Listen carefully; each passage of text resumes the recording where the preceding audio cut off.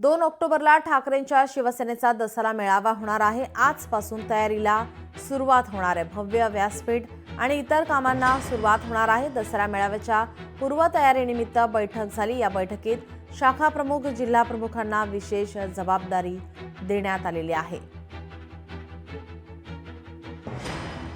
आपले प्रतिनिधी स्वप्नील जाधव आपल्यासोबत जोडलेले आहेत। स्वप्नील, 2 ऑक्टोबरला ठाकरेंच्या शिवसेनेचा दसरा मेळावा होणार आहे आणि या मेळाव्यासाठी आजपासून तयारीला सुरुवात होतीये।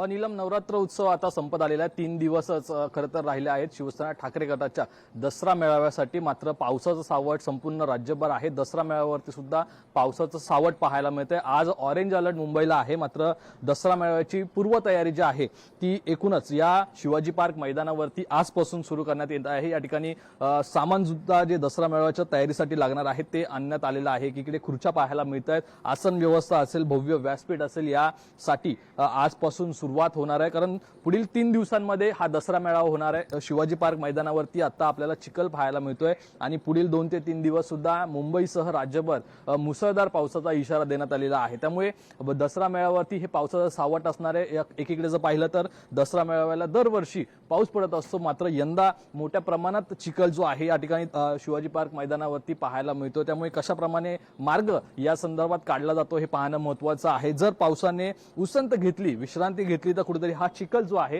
तो कमी होईल। मात्र सध्या या ठिकाणी चिखलाचं परिस्थिती पाहायला मिळते। त्यामुळे शेकडो आणि लाखो जे शिवसैनिक या ठिकाणी दसरा मेळाव्यासाठी शिवतीर्थावर येत असतात। काही तर 1 ऑक्टोबर म्हणजे 1 दिवस आधीच या ठिकाणी दाखल होण्याची शक्यता आहे। त्या दृष्टीने तयारीला सुरुवात झालेली आहे। शाखा प्रमुख, जिल्हा प्रमुख असतील, येथील विभाग प्रमुख असतील, यांना विशेष जबाबदारी ही दसरा मेळाव्याच्या तयारीसाठी दिल्याची पाहायला मिळते। काल जी बैठक झाली शिवसेना भवनामध्ये त्यामध्ये ही जबाबदारी देण्यात आलेली आहे। त्यामुळे आजपासून तरी तयारीला सुरुवात होणार असली तरी दसरा मेळावा पावसाचं सावट सुद्धा आणि मैदानात चिखल पाहायला मिळतोय। नीलम जी, धन्यवाद स्वप्नील, आपण दिलेल्या सविस्तर माहितीसाठी।